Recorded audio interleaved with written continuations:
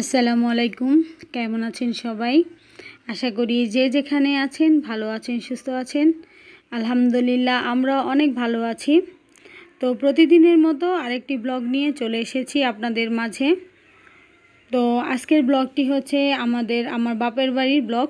আমি বেড়াতে গিয়েছিলাম, সেখানকার দ্বিতীয় দিনের ব্লগ এটা। তো এই তো দেখছেন সিম গাছ, অনেক রকমের ফুল, সাদা ফুল, তারপর হচ্ছে বেগুনি কালারের ফুল। এখানে হচ্ছে অনেক রকমের সিমের গাছ একসাথে লাগানো হয়েছে। এগুলো আসলে আমার মা লাগিয়েছে। আর কি সবজি গাছ লাগিয়েছে সেগুলো আপনাদের সাথে একটু শেয়ার করার জন্য আমি ভিডিওটা করে নিলাম। তো গাছগুলো দেখে এত সুন্দর লাগছিল যে আপনাদের সাথে শেয়ার না করে পারলাম না। ছোটোখাটো একটি সবজি বাগান করেছে, তো সেটাই আপনাদের সাথে শেয়ার করছি। এই যে এখন সিম গাছ দেখানো শেষ করে আমি আপনাদের টমেটো গাছগুলো দেখাচ্ছি।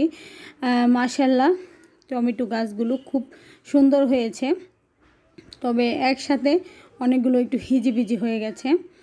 তারপরে এখানে লাগানো হয়েছে বেগুন গাছ, তারপরে মরিচ গাছ।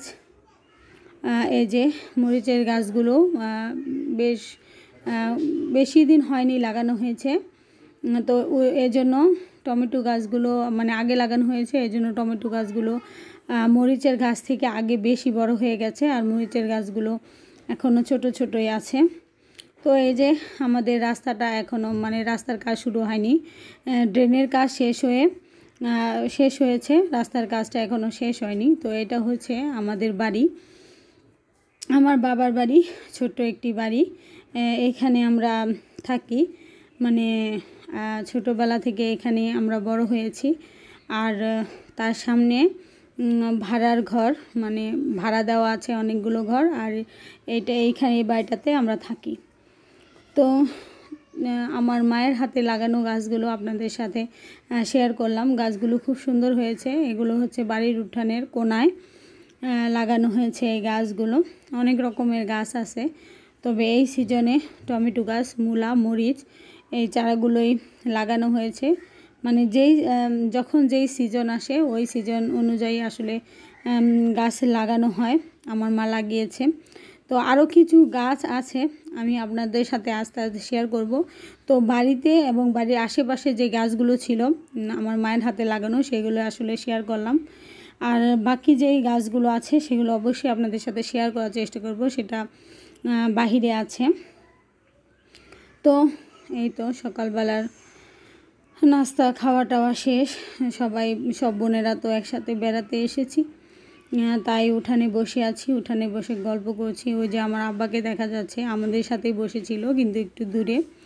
তো আমরা যাওয়ার পরে একটা সমস্যা হয়ে গেছে, ওইখানে পানির পাম্পটা আসলে নষ্ট হয়ে গিয়েছে। তো এলাকার মানুষ সবাই মানে খুব দুর্ভোগের মধ্যে দিয়েছিল যে পানির লাইনটা ঠিক হচ্ছে না। আসলে পানি না থাকলে আসলে অনেক রকমের সমস্যাই হয়ে যায়। আসলে মানে পানি ছাড়া কোনো কাজ করা যায় না বা হয় না, এটা সবার ক্ষেত্রেই সমস্যা হয়। পানি ছাড়া কোনো মানে কাজ করা যায় না। তো সবাই ওইখানে আলোচনা করছিল, বলাবলি করছিল যে কখন পানি আসবে। আর অলরেডি 2-3 দিন হয়ে গিয়েছিল পাম্পটা নষ্ট। তো তেমন মানে পাম্পটা যে ঠিক করবে তার তেমন কোনো মানে কারো মানে আগ্রহ ছিল না। যারা মানে পাম্প ঠিক করবে তাদের তেমন কোনো আগ্রহ ছিল না। সেসব কথাই আসলে বসে বসে আলোচনা হচ্ছিল। এই যে আমার ছোট বোন, ও এটাকে কি বলে আমি জানি না, আপনাদের সাথে অনেকবার বলেছি এটার নাম আমি জানি না। তো সেটা ফুলাচ্ছে, আমার মেয়ে বলে ফুলানি এটাকে। আর এই তো দুপুরে রান্না বান্না, আমার মা হচ্ছে রান্না করছে। তো গরু মাংস রান্না করবে আজকে আলু দিয়ে, আর এখানে ভাত রান্না হচ্ছে। ভাত রান্না অলরেডি হয়ে গেছে। তো আমি উঠানে বসে বসে গল্প করতে করতে আসলে পুরো রান্নাটা ধরতে পারি নাই, যতটুকু সম্ভব হয়েছে আসলে ধরেছি। আমার মারও মনে ছিল না, মাকে আমি বলেছিলাম রান্না করার সময় আমাকে বলতে, যেন আমি ভিডিওগুলো করতে পারি। তো তারও মনে ছিল না, যখন মনে হয়েছে তখন আমাকে ডাক দিয়েছে, তখন অলরেডি তরকারিটা বসানো হয়ে গিয়েছিল। তো যতটুকু ধরা সম্ভব হয়েছে আমি ধরার চেষ্টা করেছি। এই যে, আর আমি হচ্ছে আমার ছোটো বোনের জন্য মাছ আর কবুতরের মাংস রান্না করে নিয়ে গেছিলাম। ও একটু অসুস্থ ছিল, আর যার জন্য ওর জন্য রান্না করে নিয়ে গেছিলাম। এটা হচ্ছে এই যে গতকাল রাতের পিঠা, এগুলো আপনাদের সাথে শেয়ার করেছি আমি, কুলি পিঠা। তো দেখলাম আছে কি না, দেখলাম একদম শেষ হয়ে গেছে খাওয়া। আমার আব্বার অনেক পছন্দের একটা পিঠা, তো আমার আব্বা অনেকগুলো খেয়েছে। খেয়ে তার অবস্থা মোটামুটি খারাপ, কিন্তু সে বুঝতে দেয় নাই আমাদের। তো আমরা কিন্তু বুঝতে পেরেছি। তো সে তার ইচ্ছা মতো খেয়েছে তার পছন্দের পিঠা, যে তিলের পিঠাটা আর কি। তো মা এখানে ছোট মাছও রান্না করবে, তো সেটা হচ্ছে হাতে মেখে রান্না করবে। তো সে সব কিছু দিয়ে পেঁয়াজ, কাঁচামরিচ, তারপরে লবণ, তেল, হলুদ, মরিচ, যা যা মশলা দেওয়া লাগে আর কি, সাথে কালো বেগুন আর কি যেন সবজি নিয়েছে, আমি সঠিক বলতে পারলাম না, শুধু বেগুনটাই মানে বুঝতে পেরেছি। আলু টালু দিয়েছি কিনা আমি জানি না। তো খাবার সময় আমি এত খেয়াল করি নাই, শুধু খেয়েছি। আর মায়ের হাতের রান্না তো সবারই খুবই পছন্দ, আমার আরও অনেক বেশি পছন্দ। তো সে ছোটো মাছটা মাখিয়ে বসিয়ে দিল। আর গরুর মাংসটা হচ্ছে এখানে পানি দিয়ে দিয়েছে গরুর মাংস সিদ্ধ হওয়ার জন্য। তো গরুর মাংসটা রান্না হয়ে গেলেই ছোটো মাছটা বসিয়ে দিবে। তো আমি আমার বাবার বাড়িতে এসেছি কালকে, খুব ভালো লাগছে।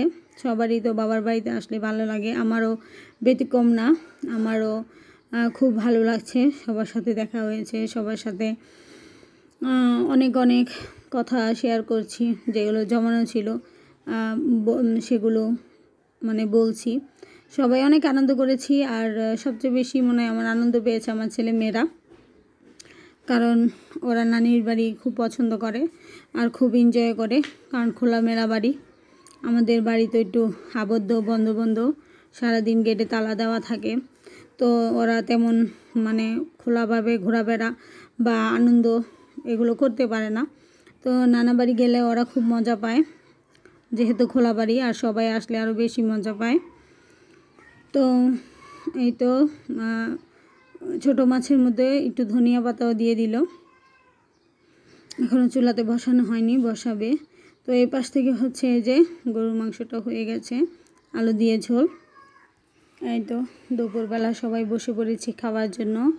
আর দেখতে পাচ্ছেন আমরা কিন্তু ঘরে বসি নাই।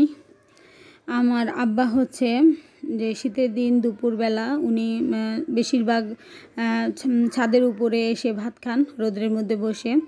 আসলে এই অভ্যাসটা কিন্তু ওনার অনেক আগে থেকেই। আমরা ছোটোবেলা যখন আমাদের মাটির ঘর ছিল, সামনে বারান্দা ছিল, তো বারান্দায় যে রোদ আসতো মাটির ঘরের, তো সেইখানে বসে আমার আব্বা কিন্তু প্রতিদিনই রোদ্রে বসে ভাত খেত। এখন তো আর সেই ব্যবস্থা নাই, মাটির ঘর নাই, সেই মাটির বারান্দাও নাই, সেই সুন্দর রোদও আর এখন আসে না। তো আমার আব্বা এখন ছাদে সেই ভাত খায় বসে, মানে শীতের টাইমটায় আর কি। তো আমরাও সাথে বসে পড়েছি। আর আমি তো দুপুরবেলা এমনিতে ভাত কম খাই, আপনারা জানেন। তো তারপরেও আজকে বেশ কয়েকটা ভাত নিয়েছি। তো সবার সাথে খাবো, সবার সাথে গল্প করতে করতে কিন্তু খাওয়া দাওয়া বেশ ভালোই হয়। তো সবাই মিলে খুব মজা করে আমরা খাচ্ছি দুপুরবেলার খাবারটা। আর মানে রোদটা এত মিঠা মিঠা লাগছিল, রোদটা এত ভালো লাগছিল কি বলবো, অনেক মজা লাগছিল রোদটা শরীরে যখন লাগছিল। তো আমরা কিন্তু গোসলও করেছি ছাদের উপরে, আমাদের ছাদে গোসলের ব্যবস্থা আছে। তো আমরা সবাই ওখানেই গোসল করি, বিশেষ করে আমি, গরম হোক শীত হোক, আমি সবসময় ওখানেই ছাদে এসেই গোসল করি প্রত্যেকবার, যতবারই যাই বাসায় বেড়াতে ততবারই। তো আমরা সবাই খাচ্ছি।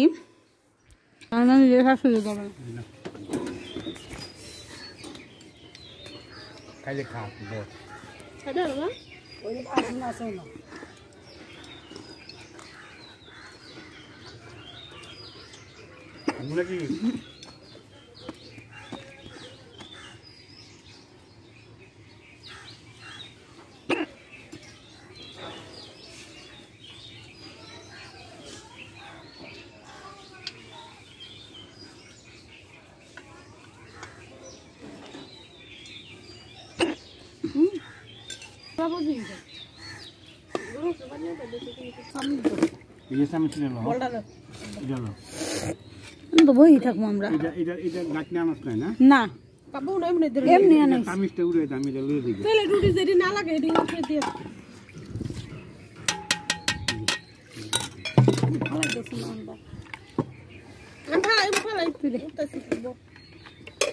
কোনো কাটা ফেলাইছে মাছের কাটা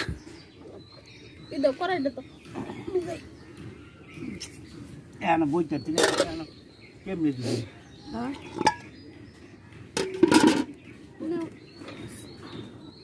তো আমাদের দুপুরের খাওয়া দাওয়া শেষ, এখন হচ্ছে সন্ধ্যাবেলা। তো সন্ধ্যার একটু পরেই এই ভিডিওটা করেছি। তো এখানে আমার ছোট বোন ও হচ্ছে চিতই পিঠা বানানোর জন্য গুড়ি গুলিয়ে নিচ্ছে। তো ও কিভাবে পিঠাটা বানালো সেটাই আপনাদের সাথে শেয়ার করব। ও কিন্তু প্রচুর এক্সপার্ট, একটা পিঠা বানানোর জন্য এক্সপার্ট একটা মানুষ। সব ধরনের পিঠা এবং সব মানে পিঠাটা পারফেক্টভাবে বানাতে পারে ও। আর ওর হাতের পিঠা অনেক সুন্দর হয়। আমাদের বাড়িতে আমরা গেলে যেই সব পিঠা আমরা খাই সবগুলো পিঠাই আসলে ওর হাতের বানানো হয়, আপনারা খেয়াল করে দেখবেন। তো ও চিতই পিঠার জন্য এখন গোলাটা গুলে নিচ্ছে।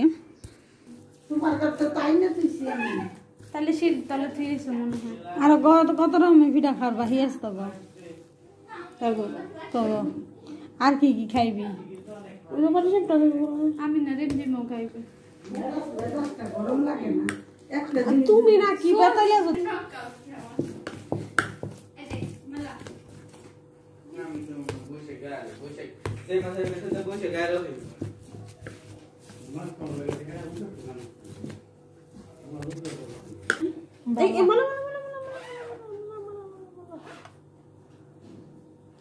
सबके अंदर मेल है। देखम पानी क्या चीज दे दे না না কোন ধরনের মাংস তানিয়া ফুরাই দলেছে খান ভাই একটু কবুতর খায় না, কাবুর মতো কাবু খায় না। খাইছি আগে যখন বাড়িতে কবুতর পালতাম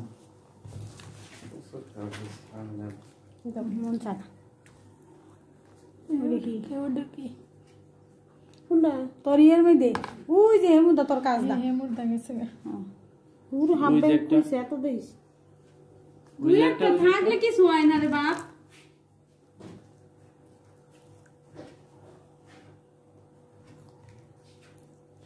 এই সমস্যাই লইতে নিলে দেখেন তো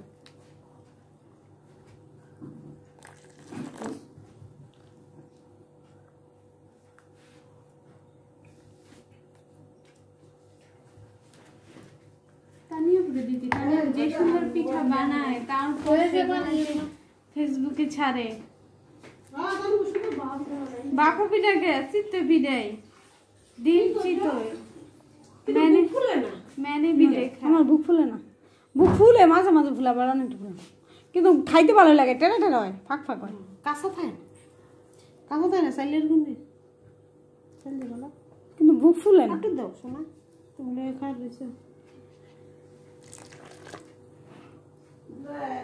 একটু দাও মাথা জিবা না না পিঠা আজকে আমি বানাবো। আচ্ছা বানা শুনে সাড়ে 7টা খাওয়ার করতে দিব পিঠা খাইব তেল পিঠা খা উল্টা এমন করে লাগা দেন গরম পানি উল্টে ইদিয়া ডাবরটা এই করে এম করা গুড়া জুড়ে না এত বুদ্ধি নিয়ে রোজান তুমি কোন বালিশে ঘুমাও? ও বালিশ মাথার উপরে দেন না আমি এম করে ঘুরে এগুলি हम बालिश सारा बीटर दिया गुली बीटर दिया माँ का भी बीटर था किस अमल में ना लगो तो दिया था मुझे ना बाबू ने श्योर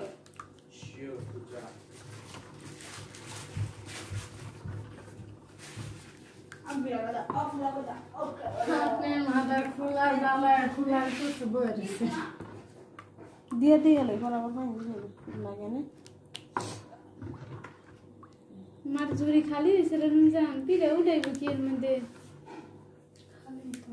দুইটা না ওই একটা ছোট ছোট পিঠা বানাবা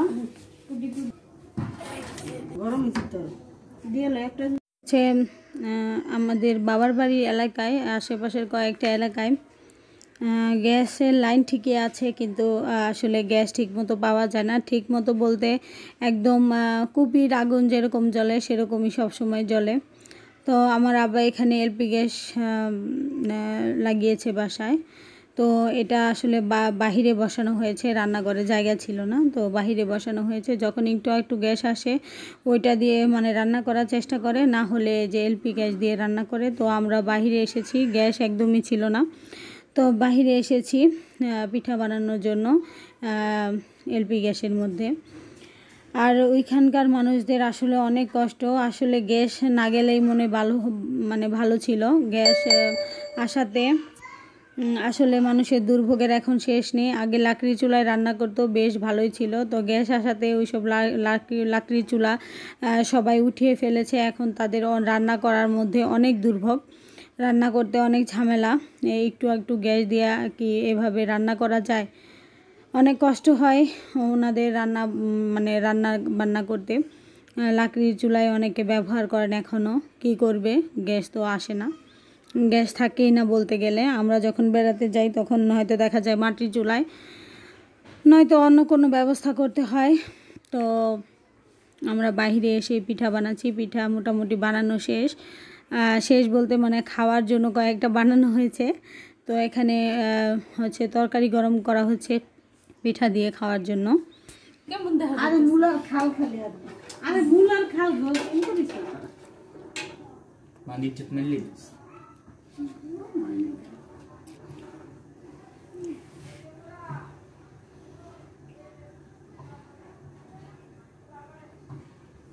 সোনিয়া কার কাছ থেকে সব পিঠা বানানি আল্লাহ গড গিফটেড আল্লাহ দিছে না কেউ কাছে দেখছস হরি বানাই হরি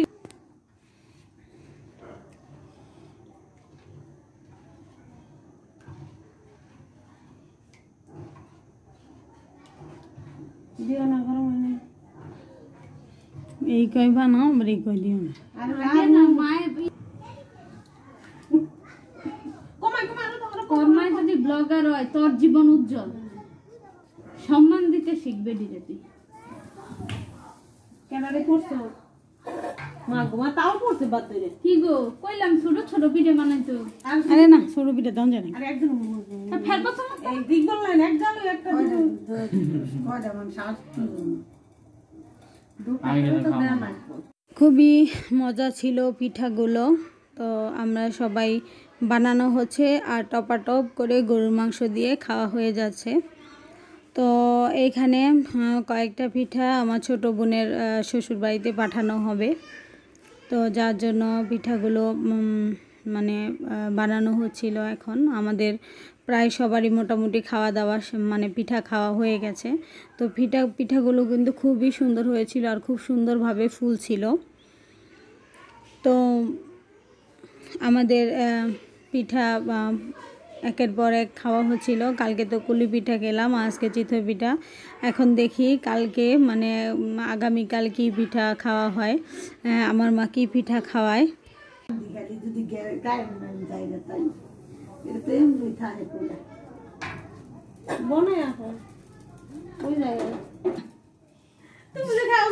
সামনের বছর 50 টাকায় করেন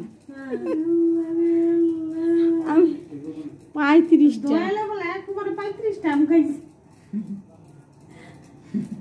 মনা পাগলা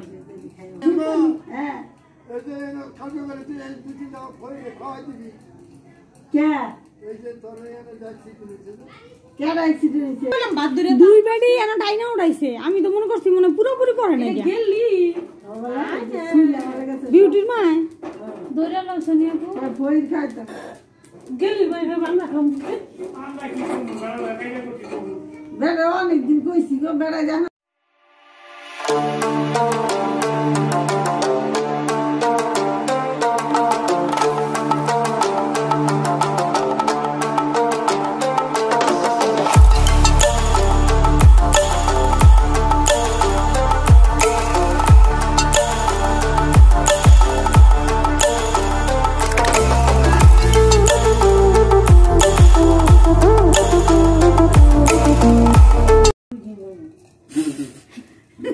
হেগুলো পিঠালাটা কেডা আমি বিশাল মা বিশাল লাগবে বিশাল আছে উপরে না না এটা দাগ 16-17টা পিঠা লাগে দাগ যে ওইটার মধ্যে দাগ ওই পাতিলে বালা দিয়ে দিব না তোমার চিন্তা নেই আর পাস্তাবা এটা মায়ের মা দিয়ে সেটা এই চুলা হবে না মাটির চুলা লাগবে হবে চুলা লাগবে ওই এক সাইডে লাগলে গ্যাস আরেক সাইডে লাগে না সমস্যা আছে যা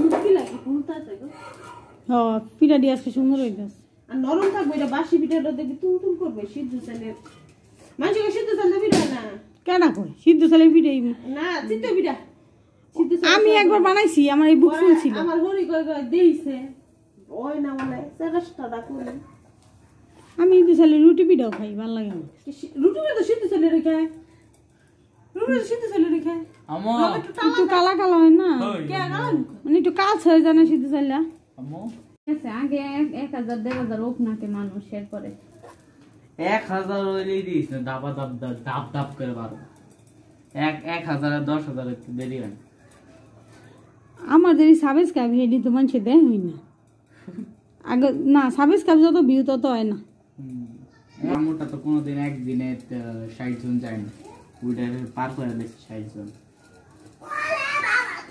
দেখালা আর ওই যে কামটা সুন্দর হয় কিন্তু পরিষ্কার করে থাকে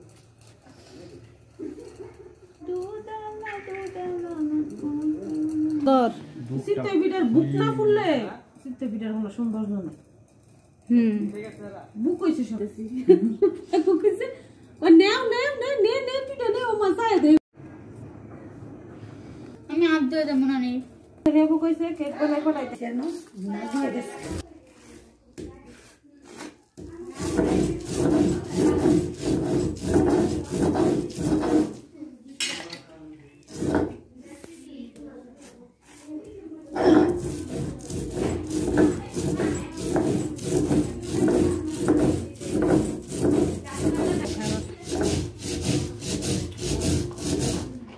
সবকিছু কি ভিডিও বানানো যেতে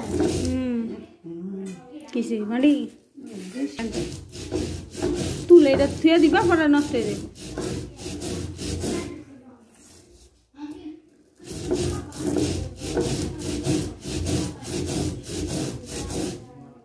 ওটা স্বামী একটু বাড়া দিই মা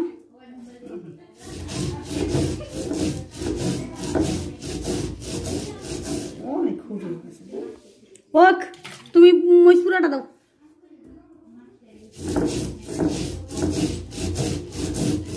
দেখবা জালে জালে খাই আলছি জাল হইলেই তো ভালো লয়ে লাও তুমি ওইটা কাঁচা মরিচ বানাই দিবা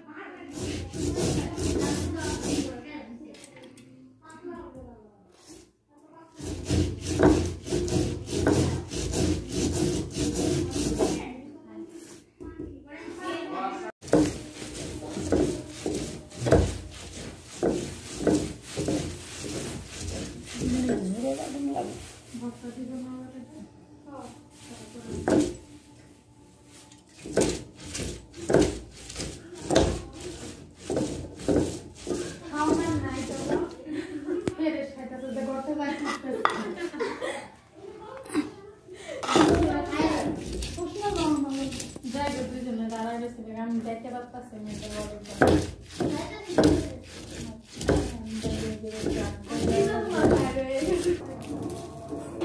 বর্তাটা মতো আগে খুলে এত ঝামেলা হয়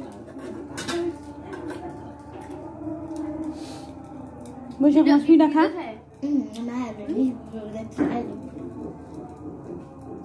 পিঠা দিয়ে মাংস আজকে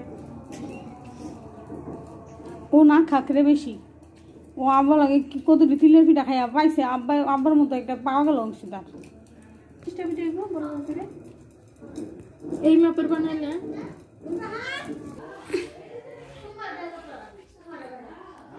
এই ছোট ছোট গুলো হাল হয়ে যেতেছে জুকুরতাম তাই না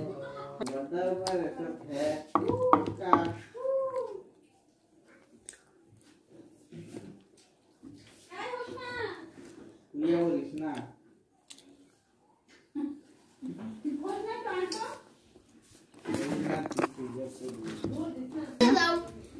তুই খা আমি সুই পিঠা অনেক লেগে মাঠে তুই খা পিঠা খাচ্ছি তুই চুপ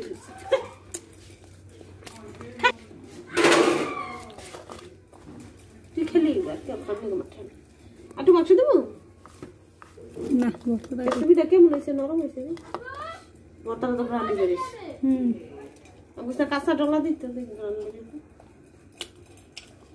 হলো মা আমার দোয়া একটু পানি দেওয়াটা দিব পানি দেয় বাড়া দিছে কিন্তু দোয়া দেয় না ওরা একবার দিয়ে তো ওরা একবার দিয়ে মা এখন আনছে কিনা ও থাকগা কিসিমিসি করবো আর কি না করে না তো খাইলাম দুটো ওটা তো মোবাইলে খুব সুন্দর তাই আমি না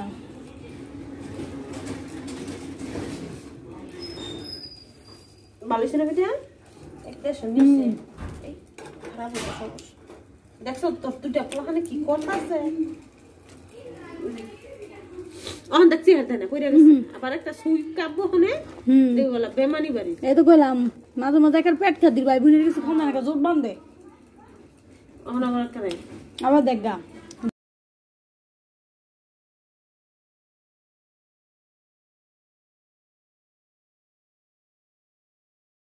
কিছু না কি কয় হো হ্যাঁ বুঝছো মিঠা খেলে তো প্রেসার বেড়ে যাবে কেমনে ওজন করছে আলা চিন্তা কর তুই 30টা দুপুরে তো 35টা 35টা খেয়াল করে বাতের গুলো মজা ছিল না হ্যাঁ বাত যে খাইছে কোনো আমরা যে খাইছি আউরে যেমন না খাইলেও চলে চলে ভাত তো এই দেরিতেই খাইছে আঙুলকে খাইলো ভাত খায় না পিঠাটা তিলটাও জমাইতে সময় লাগে না তাইলে হ্যাঁ কি জোয়ান বয়সের মানুষের তো 30টা 35 আরে খা খা তুমি না বারবার করে মুখ লাগে না না খা খা এটুকু শেষ কাপড় খাইতো না রিম জিম খাইছে না করে দিকে আসা দেখি